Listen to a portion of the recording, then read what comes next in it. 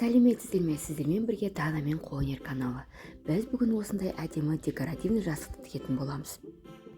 Бұл жастықтың екі жағында қолдануға болады. Бір жақ осындай сары түстен жасадым, екінші жағын жасыл және сары түстен жасадым. Мына скриндеп алсаңыздар болады. Дәл осы сызба бойынша біз қазір тігетін боламыз. Ал енді маталардың өлшем бірлігіне келетін болсақ, жасылдың ұзындығы 66, ені 18 см. Ал мынау сары маталардың мынау екі жағы төртбұрыштың 18 сантиметрден, ал ортасы 30 сантиметр. Ол 30 сантиметрлік жерге біз қазір осындай төртбұрыштарды тігетін боламыз. Ол төртбұрыштардың әрбір төртбұрыштың өлшемі 10 сантиметрден, арасынан бір төртбұрыш қалдырып, дәл осындай крестиктерді қойып шығасыздар. Ол крестиктер бізге келесіде узорымызды тігу үшін қажет болады. Инеге жіпті қалыңдау етіп сабақтап, осы крестиктерді рет-ретімен тігіп шығамыз. Сызған төртбұрышымыздың әрбір төртбұрышынан инемен түйреп алып, яғни іліп аласыздар да, барлығын қазір бір жерге жинайтын боламыз. Және де менің каналыма Дана мен Қолөнер каналына тіркеліп кетуді ұмытпаңыздар. Менің каналымда құрақ, тігін, тоқыма, және де қазіргі трендтегі тюбетейка, тақия, шоппер, құрақ жастықтың және де осындай әдемі декоративный жастықтар және де бұл жастықтардың тігілу жолдарының түрлері бар. Менің каналыма жазылып, ұнаған болса лайк басып, жақсы комментарийлеріңізді аямаңыздар.